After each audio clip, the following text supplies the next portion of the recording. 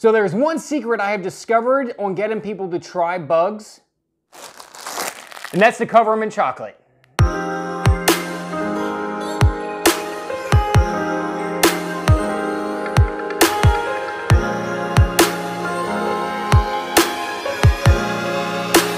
The whole reason why I started this show was to get people to get out of their comfort zone, try new things, see differently, think outside the box when it comes to food, because bugs have just been demonized for the longest time.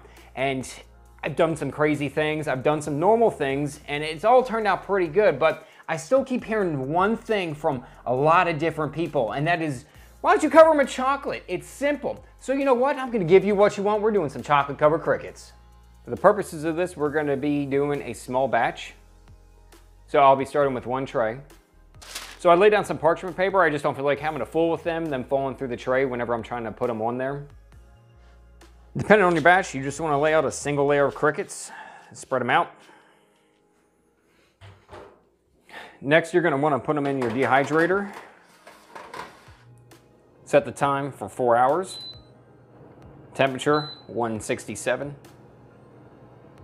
Give me the double boiler. The purpose of this is just to create a slow indirect heat so you don't burn the chocolate.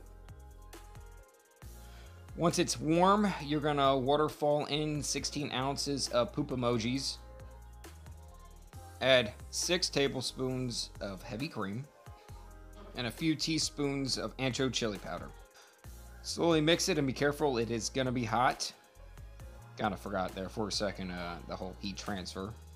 I'm working with what I have here. Unfortunately, what I had was bouncing around, so I had to hold it. Once it's all smoothed out and there's no more chunks, your chocolate is ready for some crickets. And in case you forgot, I do have crickets in the dehydrator. Let's pull them out.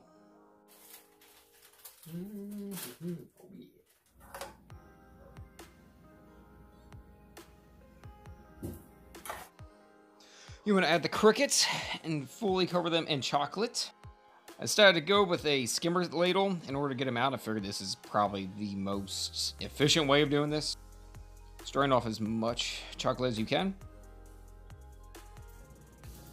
Put it on some parchment paper. Separate them, make sure none of them are overlapping.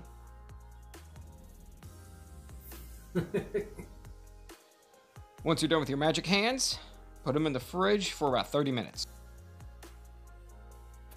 Since I used an incredible amount of chocolate for this, I decided to take advantage of it. Chopped up some almonds.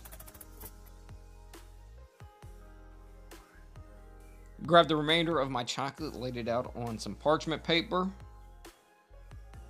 Spread it all out till it's about a 1/4 inch thick. Covered it in my chopped almonds. And lined it just so it's going to be a little bit easier for me to break it apart, and stuck it in the fridge for about 30 minutes too. Hey, that was simple enough. Let's see how these actually turned out and compare to the ones I had in the past. Mine are better. I like them. They're delicious. Well, I'm going to finish this plate off. Y'all have a good day.